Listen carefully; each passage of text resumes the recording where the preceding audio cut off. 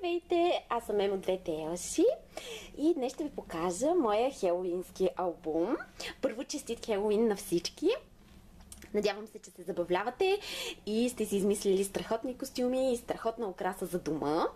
Аз лично много харесвам Хелоуин и именно за това всяка година не минава без да направя нещо за празника. Тази година приготвих специално това албумче за една моя работилница, която ще се проведе днес. И нямам търпение да ви го покажа. Хартиите, които използвах, са Haunted на My Mind's Eye. Съм много влюбена в тях, защото имат страхотни декоративни елементи. За корицата на албума всъщност използвах тази прекрасна хартия с съответно тази страшна къща. Изрязах и прилепчетата от една от друга от хартиите. А също така написах и този надпис, ползвайки шаблона на Sizzix. А отгоре сложих от Distress стикълсите в цвят Black Soot. Много ги харесвам тези Distress стикълс. Много интересен ефект създават и са идеални за всичките ми хелоуински проекти. Самият албум като размер е 17 на 17, а гръбнакът е 5,5 см. Тук за гръбнака използвах една от папките на Tim Holtz, разкошна папка, и съответно леко я дистреснах отново с Black Soot Distress мастило. Този ефект много ми харесва. Мисля, че е много красив за Хелоуин. А пък отзад оставих изчистено, сложих само красивата оранжева хартия. Вътре албумчето има общо 5 листа, като разбира се е пълно с всякакви такива интересни джобчета. На вътрешната корица всъщност сложих две прекрасни джобчета с тагове, които могат да се ползват както за снимки, така и за пожелания, ако подарявате този албум на някой. И съответно отново ползвах една от папките на Tim Holtz и отново леко дистреснах релефа. Тук се отваря едно капаче с магнит и съответно имаме красиво място за снимка. И тук може също да се сложи една голяма снимка, но реших да не крия красивата хартия. От тази страна отново красива хартия и тук имаме естествено едно джобче, в което сложих една нова моя страст, папчици за снимки. Всъщност това е просто един обикновен черен картон, който естествено сгънах на две и съответно направих този тап в горния ъгъл с шаблона на My Favorite Things. И естествено оставих места за снимки. Напоследък, особено след като си взех печатите от Ади, започнах да правя такива обозначени места за снимки, за да може, когато го получи човека, да знае точно къде отиват снимките, а в същото време няма нужда да се крият по този начин красивите хартии. Има място и за снимките, и за хубавата хартия да се види.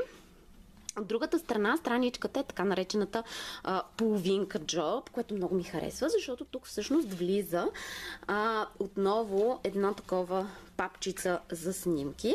Хубавото на тази папчица е, че е идеална за снимки 10 на 15 и се прави реално от основата, която е за картички. Така че просто може да вземете основата за картички и така получавате едно място за 4 снимки, което значително увеличава снимките в албума. Изобщо този албум, въпреки че е мъничък, събира страшно много снимки. Тук залепени могат да се съберат близо 40 снимки и отделно в трите големи джоба могат да се съберат по още 10, така че доста снимки като цяло.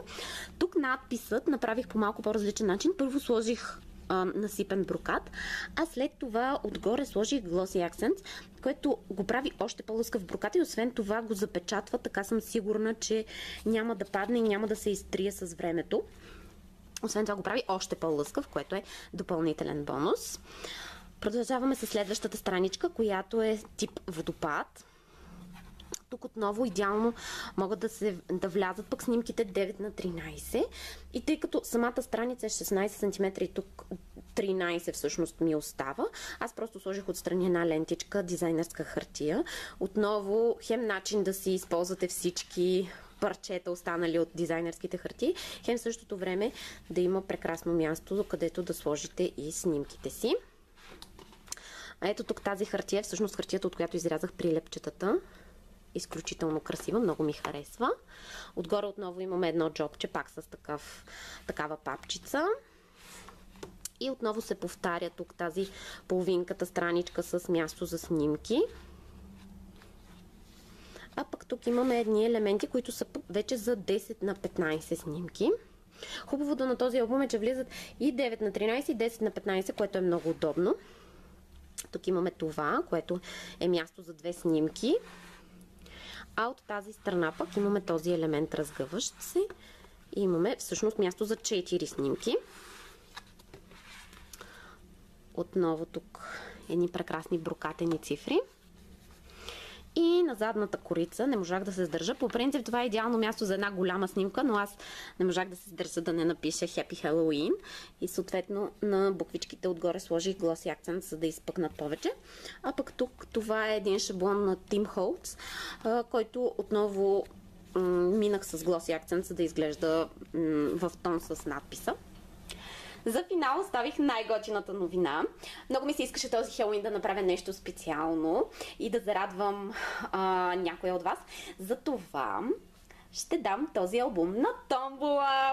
Йей! Всички, които искат да участват, трябва да изпълнят 3 много лесни стъпчици, за да се запишат. Едно, трябва да сте последователи на моя YouTube канал. Супер лесничко става това. Просто кликвате копчето Subscribe долу на това видео. 2, трябва да лайкнете това клипче. И 3, трябва да пишете коментар под това клипче в YouTube. Като коментара трябва да съдържа вашите имена, може и ник, и задължително имейл или Facebook профил, за да мога да се свържа с вас, ако вие сте късметлията. Имате време 1 седмица да се запишете в томболата, а другата неделя ще изтегля победителя. Надявам се, че това ще ви зарадва и ще ви хареса. И ви пожелавам един страхотен Хелоуин. Чао от мен и до скоро!